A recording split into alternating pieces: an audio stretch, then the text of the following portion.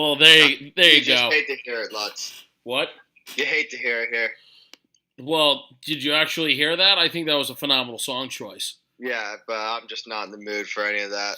Well, Bill, it wouldn't be right to not be talking about maybe the biggest thing that happened in basketball since it happened probably 4 years ago.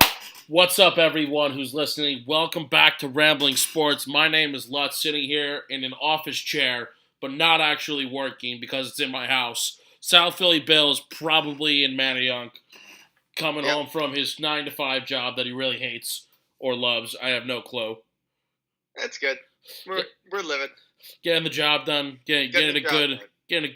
getting a good payday there, Bill. Getting some experience. That's all that matters. Terrific. And we were supposed to have Matt Migden on, but he can't make it, Sally. But hopefully later on this week we can get another, maybe a part 2 edition of our NBA free agency edition of Rambling Sports. And I think we have to talk about the big topic here. The Knicks signed Mario Hezonja for 1 year, $6.5 million. I think that's that is just that is the A story of the day. the Knicks are moving in the right direction, signing more European players in order to eventually become NBA Europe. Oh my God, the Knicks are a dumpster fire. Yes, I wanted to tell you this off the air, but I think we should do a segment every day. Every day asking if the Knicks did something progressive to make the franchise better, and I think every day it would end up being a no, to entertain myself. They haven't been relevant in the Eastern Conference since Pat Riley left. No, that's not fair. The 1 year they did do well was when Mike Woodson took over after D'Antoni got fired, and they went to the playoffs in the second round and lost to the Pacers when they were the number 2 seed. That'll happen, man. Yeah, it's one fond memory because that was like the one shining moment of Melo's career, and by shining moment is in like, hey, like I found a penny on the ground kind of shining moment. Dude, I'm so angry that LeBron chose LA over Philly. I'm still mad. It's like the day later, and I found out yesterday, and it just ruined. I was out to eat with like a couple people, and my phone starts blowing up because I didn't expect him to decide until like the last couple of times he's chosen. He waited like till July 8th or something like that. Well, yeah, but supposedly he said that he was going to wait till like Tuesday morning. Yeah, and well, no, the crappy thing is, like LeBron did Philly a little dirty, and I'm pretty pissed about it. Like he took that meeting with Philly as like a complete courtesy, wasted everyone's time, like he went to Magic Johnson's house to discuss him going to the Lakers. He didn't even show up to the fucking Sixers meeting. Excuse my language, but that's how goddamn pissed off I am. Well, good thing we're not on the Radio 1851 Broadwaves currently. Yeah, it was obviously not a move where LeBron doesn't want to win. If you wanted to win, you would have chosen the Sixers and stayed in the East and come and play with two of the best young players in the league. Or LeBron knows something. Or LeBron knows that Kawhi in a year will be there, and him and Kawhi are going to team up, and he's willing to play a year with these crappy freaking players. Well, you know that Kawhi is probably going to go to LA next year, if not this season, pending on what the Spurs want for a trade. And we'll get to a Kawhi Leonard trade in a moment because I know that's revolving around the Sixers mindset now, especially because LeBron's not going to be there. But I'm going to say this about the LeBron thing. It shows commitment that he's committing to it because this is the first time he signed a deal more than a year since the Miami deal. And I got a question real fast on that. Was it one of those 3-2 or 3-1 deals? Yes, it was a 3-1. Yeah, it was a three. It's a 4-year deal, but it's the 3-1. It's the 3 and a player option. And they renegotiated after 2 to like make up more cap space, and it was one of those. All right, I think it's after the 3 years he could do the player option. I don't think it's a thing with the Miami where it's a 6-year, but at year 3 he could opt out or year 4, whatever it was. Makes sense. Then. But he's finishing his career there. That's the move he made. which He'll, which is which he'll be is 37 by that time. which Like is he's fine. But yeah. like, let me go back to what I was saying there, because I think they're showing the commitment. It's a very interesting thing. I think he honestly trusts Magic, which is blatant, because he was at his house at 9:01 when he could legally, by the laws of the NBA, talk about free agency with Magic Johnson. They sat there for 3 hours, supposedly, according to every news article, and the deal was done by Saturday night.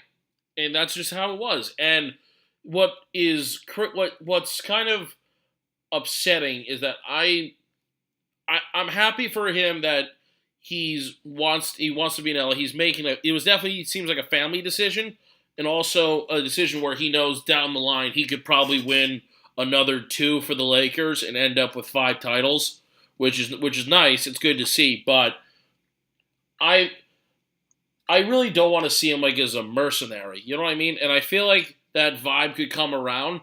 I think a lot of people won't think that way because he got Cleveland that one title. But Mm-hmm.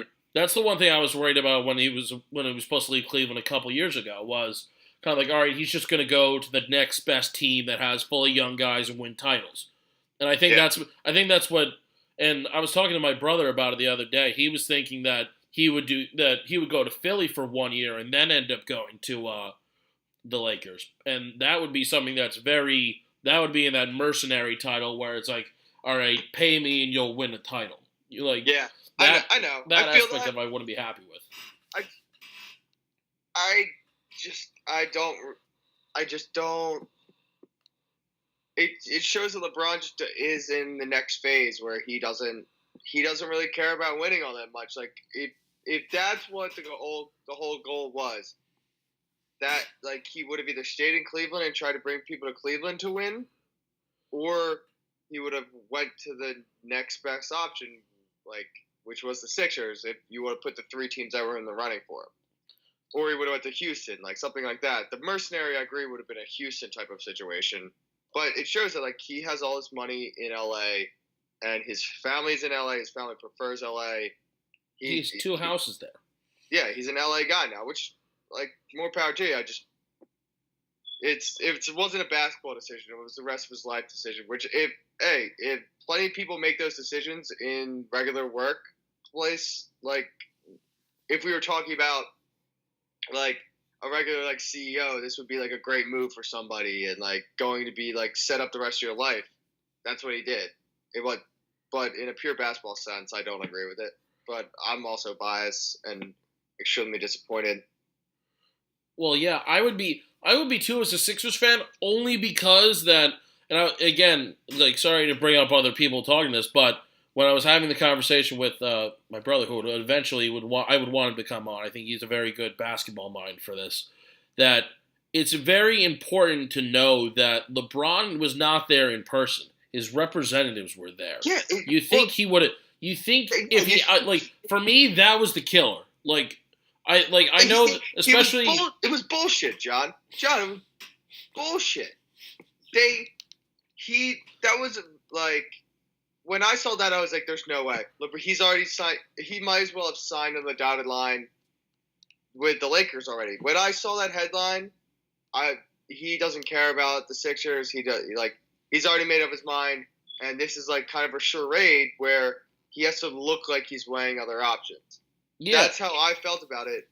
And the bad thing, not the bad thing, it was a real tease. Like, remember the first day of free agency was Paul George at this party with Russ, and then he decided to stay with OKC, which I thought was the greatest thing in the world. I didn't think LeBron was going to go to the Lakers without another guy to go, which that's what makes me think that he knows Kawhi will end up there in a year. Well, I feel like everyone knows that Kawhi is going to end up there in a year. The question is if Kawhi comes now. And the one thing that I would be interested by is the only two other options that could actually work in terms of either trade or free agency. One for each category. Free agency right now could be DeMarcus Cousins on the cheap, which I doubt will happen now, especially since they signed JaVale McGee to the vet minimum. They signed Caldwell Pope to $12 million, and they signed Lance Stevenson too. I got to get something out of here. He chose to go play with Lance frickin' Stevenson and JaVale McGee over playing with Ben Simmons and Joel Embiid. Okay. No, I'm just going to pause right now and let that sink in. That's it's the craziest thing in the world to me. It's not, he didn't make a basketball decision, which is so frustrating. Bill. Oh, yeah, I had to get it out. John, I had to get it out. I know you had to get it out, Bill. And you know, for the audience that will eventually listen to this, you know it's bad when I'm not cursing and Bill already cursed 3 times within probably the first 10 minutes of us recording. Here,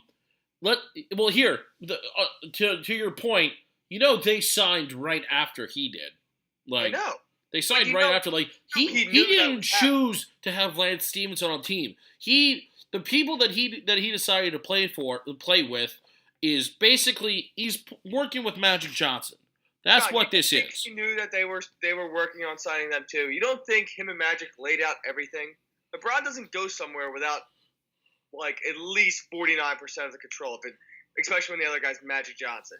Yeah, but that's why when people were saying for LeBron to go to a spot, he should go to the Spurs because it's people. He's actually working for people who he respects, and that's the reason why he's not in Cleveland. He doesn't respect or trust Dan Gilbert to help him get any talent there. And the one guy that was able to do that, which was who was the old GM before? David Griffin. Yeah, David Griffin. The one reason why the only person he trusted in that organization is gone, and that's why. And they don't. Otherwise, because he basically was GM LeBron for last season, and I love the people who make the theory that he was planning to go there all along with the Isaiah Thomas trade and all that other stuff. I think that's very which is funny. Crazy because it's not that far fetched. It's not that far fetched to think that way. I don't personally think that, but you can't look at someone in the eye and be like, "You're totally wrong," because there was reports all this year that he was going there, and these reports always have validity, especially when you look and the reason why they have cap space right now is because of that trade. Yeah, I get that. It is LeBron. I think the more interesting angle of this is the no other stars going, particularly one because it affects the Sixers as well because they're the other team in the hunt for Kawhi, and with LeBron personally saying I don't care about the other stars. I think the Lakers now need to do I'll ask you, what do you think the Lakers think with Kawhi? Do you think I wouldn't trade any of these young kids for Kawhi if I was the Lakers. If they are not willing to trade Kuzma, they know that Kawhi is coming there next year. And I think Kuzma fits very well in that LeBron-style system, especially as someone who is athletic, can move, and can play the post. These young guys, though, LeBron never really played with these young kids. He shipped out Wiggins right away. I think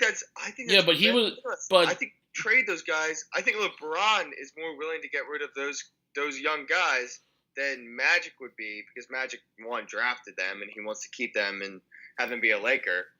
And two, they want to be competitive this year, but no one thinks they're going to beat the Warriors right now. So, well, of course not. Don't forget, you also have the progression of 3 younger guys who are still progressing very positively. And Lonzo Ball's in his rookie year, and Kyle Kuzma's in his rookie year. Kuzma had a great year. Lonzo Ball was okay, had some ups, but also had a lot of downs.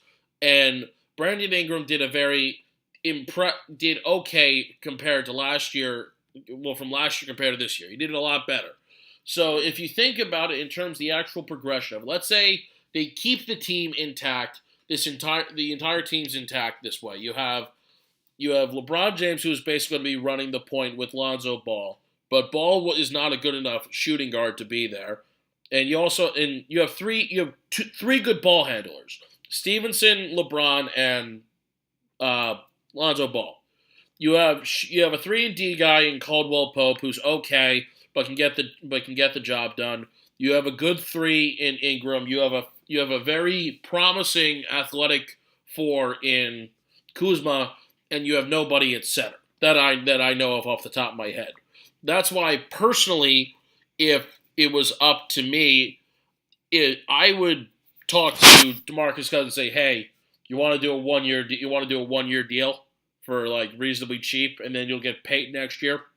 Because if they sign DeMarcus Cousins, if they don't trade for anybody else, let's say they don't trade for Kemba Walker or anyone else that could be that's actually a good piece that is going to be a free agent not this season but next season. Which turns out there's like a bunch of stars that are going to be free agents next year, which will be terrifying. Yeah. And I think, and it's funny to me that, and we'll get. I'm just going to throw in the Knicks one in there for just 1 second because Knicks. Let's leave that. Come on. No. I'm only saying this because the Knicks made a comment the other day saying that they're going to try and sign a max free agent, and they're simply not going to do that. So that I just wanted to just throw that out there that it won't happen because the Knicks will be terrible for the next 10 years. The Knicks is a dark hole that we could go down, but it's just the whole James Dolan. There's not a single player in the league that respects him. That's what every single person that talks about the Knicks talks about how James Dolan is the problem. And when your owner is the problem, not much is going to get better until someone else coughs up $5 billion to buy the Knicks, which doesn't look like it's happening anytime soon. Well, nothing made me happier than 2 days ago saying that that James Dolan was considering selling the Knicks and the Rangers. I actually almost had a heart attack of celebration. And then like an hour later, he was like, yeah, that's not true. But, yeah. Okay, all right, let's go keep on talking about winners here. No, now that the Sixers are out on LeBron, I want Kawhi. I still think that Kawhi if you Dario rent Kawhi for a year, think you win a title? I still want Kawhi. Well, how many years does Dario have left on his deal? 1, 2? We're talking about what. Yeah, he's like 1 or 2. He's still on that rookie deal. The Spurs have reportedly wanted Sarge Covington, 3 picks. I'm doing that deal. Well, can you repeat that again? I'm sorry. The Spurs want Dario Covington and three future picks, in which we have 2 extra ones, and we'd be giving up 1 of our own. I like that deal. I think right now the Sixers have a chance to win with the roster they have. I think going out and getting Kawhi puts us, if not ahead, right with Boston. And I do the deal if I'm Brett Brown. I do whatever I can to get that deal done because all these players talk about like the faith they have in the culture. Like JJ Redick literally said, this is the best year I've ever had. Like players love playing here. Well, that's why he just signed for another year.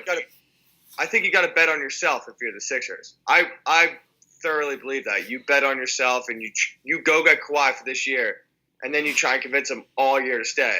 Because a beloved athlete in Philly, everyone sees this with Carson Wentz. He packed the Philly stadium more than the Phillies pack it every night with a cherry softball game. I legitimately think you get that guy within the city and in their buildings with their facility.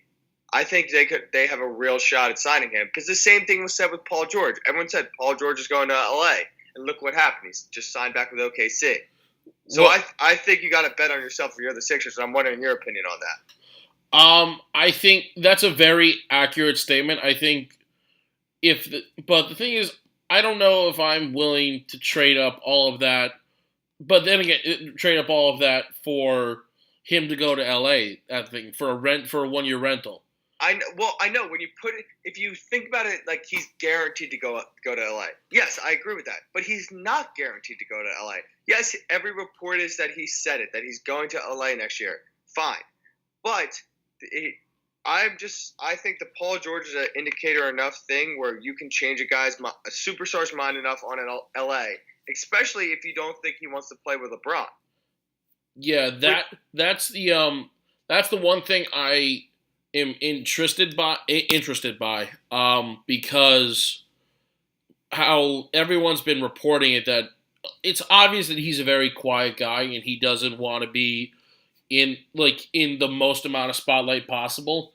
And if you keep it like that, like realistically, if you keep it like that would be like going to Milwaukee or something like that, like something ridiculous like that. But That's but realistically, if you have him go to Philly, I think there's still going to be a lot of buzz going around, a lot of buzz around there that he will be there. And if he, if this somehow pulls through, which and also in my opinion, I would trade Fultz too.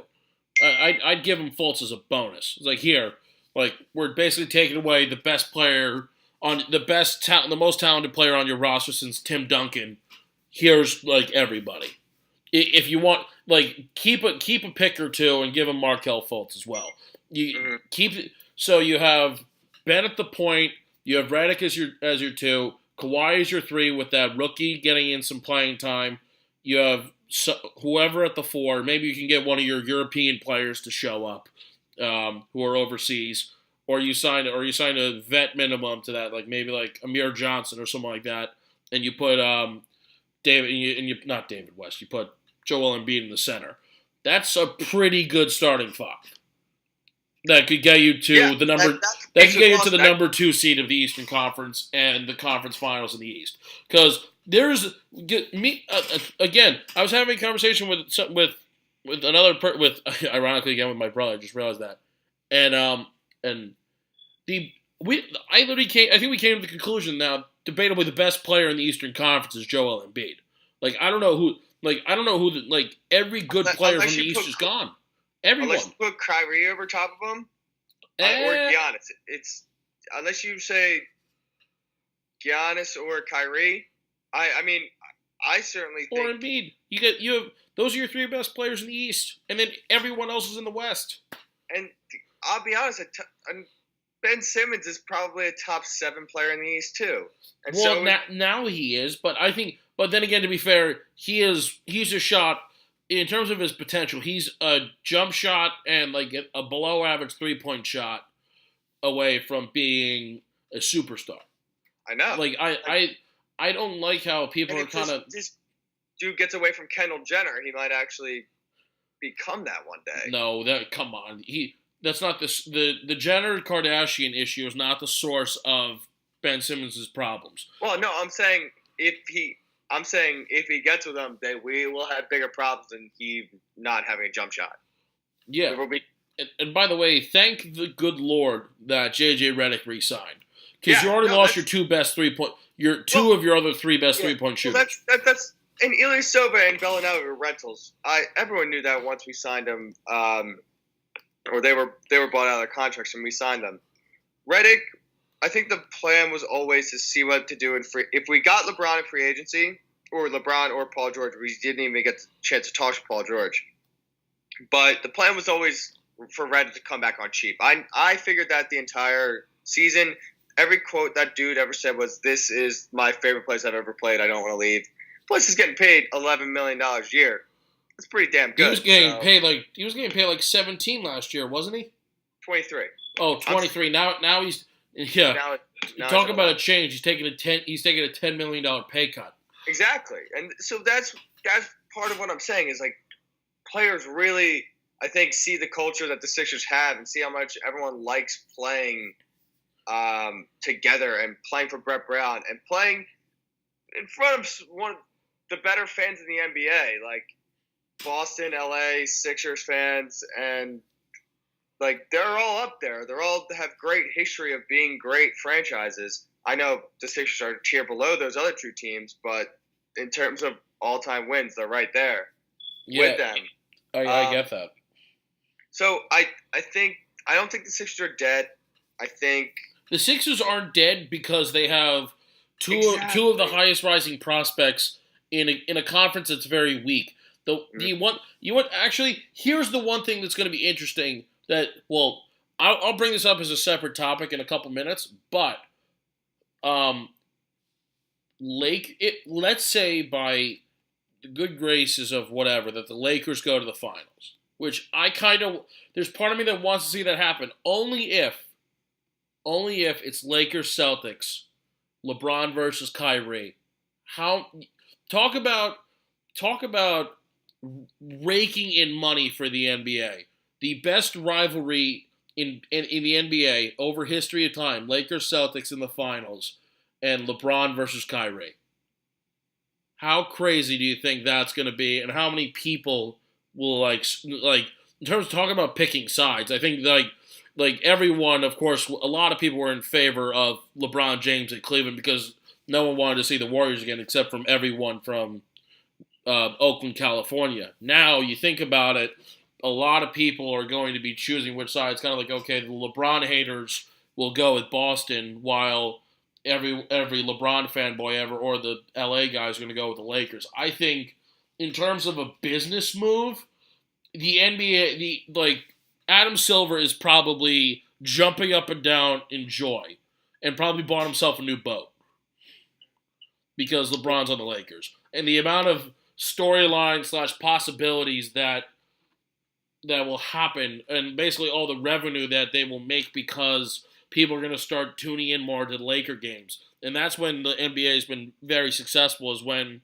Kobe, like say for particularly Kobe and the Lakers, like a lot of people would stay up at 10, would stay up like way past like midnight to go watch the rest of the Laker game. That's always on at 10 o'clock.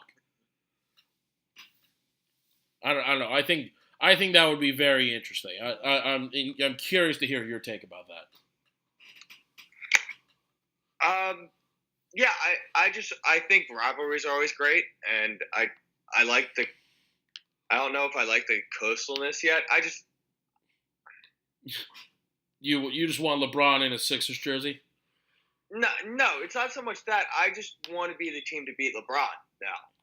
I feel that strongly about the decision. You should be the team that wants to beat the Warriors.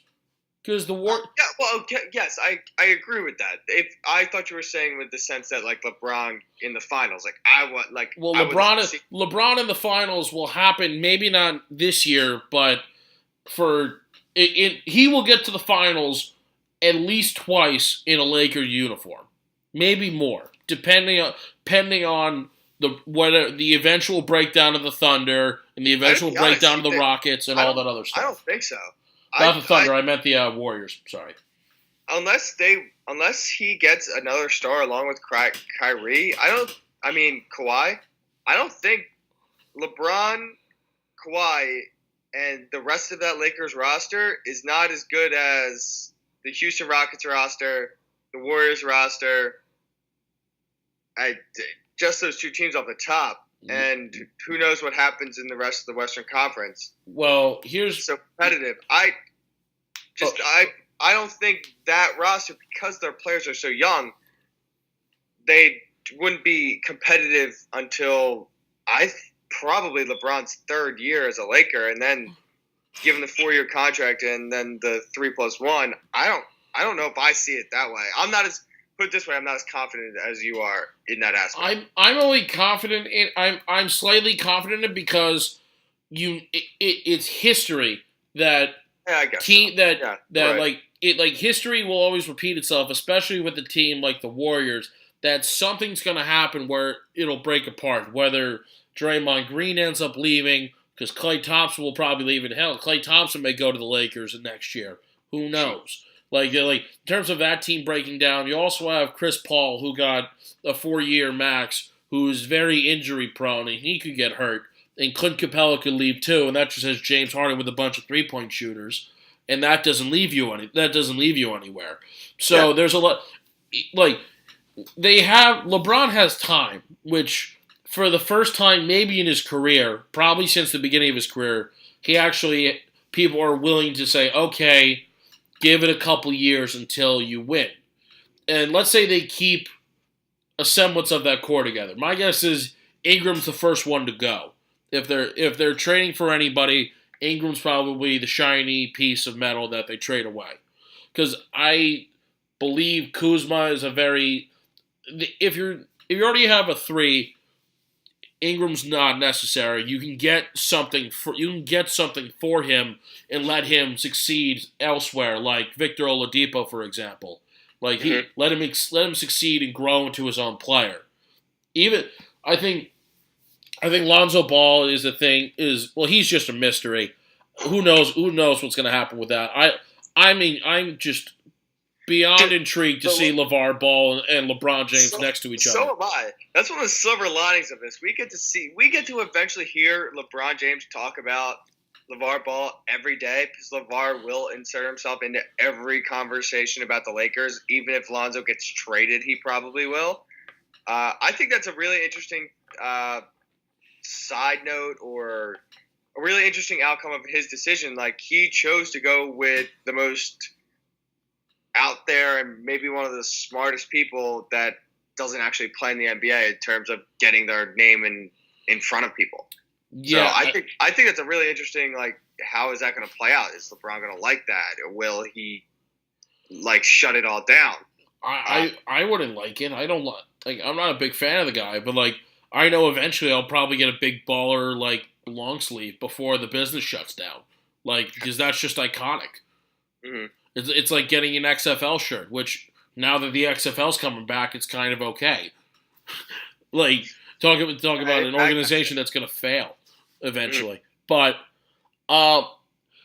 you know what, I'm actually intrigued to see if there's anyone else the Lakers could get. The only other, well, let's say like non-free agent that isn't DeMarcus Cousins, I don't think there's anybody left that really fits that mold that could work. But there's one, in terms of a couple other deals that I find interesting. Nerlens Noel to the Thunder, I think. Yeah, give him Jahlil Okafor. Maybe they'll actually like do something with the Sixers' older players. That won't happen. Jahlil Okafor will do nothing. In terms of other deals, because as much as I love talking about LeBron or whatever, I need to switch some topics here. In terms of the rest of free agency, I think that the Sixers have the legitimate shot at trading for Kawhi, along with Bradley Beal and CJ McCollum, if the Wizards Trailblazers are willing to part with them if they decide to tear it down. Because the Wizards were an 8 seed, and it doesn't look like that whole John Wall, Bradley Beal thing is really working out. I see the rest of free agency kind of sorting itself out, waiting to sort itself out before Kawhi lands. Kawhi has to land first, or he won't land, and Pop will just hold him. Which would put the Sixers in limbo in terms of what else they try and do, because they need to keep the cap space in order to absorb his contract. Then they probably should just do that and sign a couple guys for the league minimum. And that's probably we don't need league minimum guys because we just have enough space, because God knows Sam Hinkie didn't pay anyone for 10 years or for 5 years. But yeah, I think the free agency will sort itself out. I'm kind of disappointed it's over so fast. I like keeping up with free agency, but yeah, it's all LeBron's fault. You can blame him. You can blame him for that, because Kevin Durant signed literally the first day he could on re-upping with the Warriors. I want to get to Paul George and the Thunder real quick, because let's think about this. If we lay it out on the table right now, the Thunder are finally are already paying $130 million in luxury tax, and to think that they didn't even want to pay $4 million to James Harden. A lot of things would be different in the NBA currently. Just throwing it out there. That's what I think. That's, even though Sam Presti has done a great job with getting Paul George, putting people around Russell Westbrook. You know my opinion on Russell Westbrook. But yes, but let's think about this for a second. You have Paul George there, and you still have Westbrook. You got Steven Adams. They just re-signed Jeremy Grant, who's a good athletic big that could work for him. Athletic forward, and a bunch of other nobodies. Andre Roberson's coming back, cool. And they got Melo, who is basically robbing the Thunder of $27 million. Good for him. Good for him. That's typical. It's nice to see the Knicks finally do something right and trade away someone that, isn't taking away all their money. But let's think about this. Next year, the amount of free agents that are available, and guess what? Guess how much money is going to be off the books by that point for the Thunder? about $27 million and maybe a couple other 1 year guys in there. And if they're willing to go into the luxury tax this year, I think they're going to be able to do it next year. And think about this. Let's say you get, you can put maybe Klay Thompson soon, or like just another star in there. You could fit another big three in Oklahoma City. Yeah, I can see it. I just don't think anyone else is going to want to go to Oklahoma City and play with Russ. I think Paul George is the anomaly, and players don't want to go play with Russ because they're not going to get their shots, especially with Paul George as the number 2 now. I just don't think going to Oklahoma City is very attractive to any other free agents because, one, the Russ thing we all know my opinion on, or not everyone, but I just don't think his style is conducive to winning championships when you're one of the worst 3-point shooters and you take all the shots. Yes. Understandable. Yeah, so no, I also think the Thunder being in the West is a problem. I think you're going to see a lot of people leaving the West in free agency in the next couple of years because they see when players get deeper into the playoffs and get to the conference finals and the semifinals, and even just the Eastern Conference playoffs in general, if you're on a good team, your exposure becomes more to within the fans. And I think you're going to see some smart kind of B-level players, like I mentioned with C.J. McCollum, go to some Eastern Conference teams to say, hey, I could maybe get to the conference finals with Boston, with Philly, even like the Toronto if they want to add a player eventually. Hey, maybe Damian Lillard too. Exactly. When those guys come up, they could see, hey, I have a better shot at making the NBA Finals if I go join Philly, if I go join the Wizards, if they decide to continue on with John Wall, Bradley Beal, and they get a decent big. I think Milwaukee could be a running for that too, especially for. Again, I'm forgetting about. People would probably love to play with a Greek freak, especially because they don't need him to shoot. He's like the one guy I feel like that doesn't need to shoot threes all the time and be like super successful. Maybe Ben Simmons, but I don't think people aren't expecting the Greek freak to make threes because he can make jump shots at a reasonable clip. You're right. He's got the mid-range game to supplement the three, not being able to shoot the three that well. Yeah, like that's the one thing with Ben Simmons. Ben Simmons is basically at worst right now he could be a American form of Giannis or the Greek freak as we know. Yeah. At his best, he could be like Magic Johnson or LeBron James. Yeah, which is, hey, God, please let this guy turn into that. But if that happens, the Sixers in the league. The Sixers will be. I think Philadelphia basketball will be ruling the roost for 10 years. Hopefully. And if the culture's as good as everyone says it is and they keep that pace going, I think that's very positive. Because if you have the culture going, obviously people are going to like that. Let's do some quick hits real quick. Some of them are going to be free agency wise in terms of deals and questions. Some of them will be other topics. Derek Favors, 2 years, $36 million to the Jazz. I love it. Typical fashion. The Nets gave away a player that had a lot of potential, and they did nothing for it. Any thoughts? No, I don't have one. Perfect. Tyreek Evans, where is he going to go? I think he may go for the Warriors on the cheap. I think he's an option for the Sixers. I like him as a backup point guard. I also just think there's a lot of dust that needs to be settled with the other free agents. I think he could stay. I don't think those mid-level free agents are going to have many options until everything else happens first. Like I just think the first tier needs to go, and then all the mid-level guys are going to go to whoever offers the most money. I completely agree. World Cup. I haven't watched that much. I've only watched the games yesterday. Croatia, and right. The Russian goalie made maybe the best save I've seen in quite some time. Yeah, no, I picked it up a little bit recently this week. I really like Croatia. I watched a Denmark Croatia game the other day, and I went to Croatia, so Croatia's my team right now. I'm rooting hard. I'm a fan. I'm a fan of soccer. If we're rooting for nationalities here, my team lost to Mexico early, and the Germans are absolutely out. So I guess I'm rooting for Belgium or maybe the French. I don't know. Did you see what happened? Like literally an hour ago. What happened? They won. Belgium scored a goal. They were down 2-0 in the 51st minute.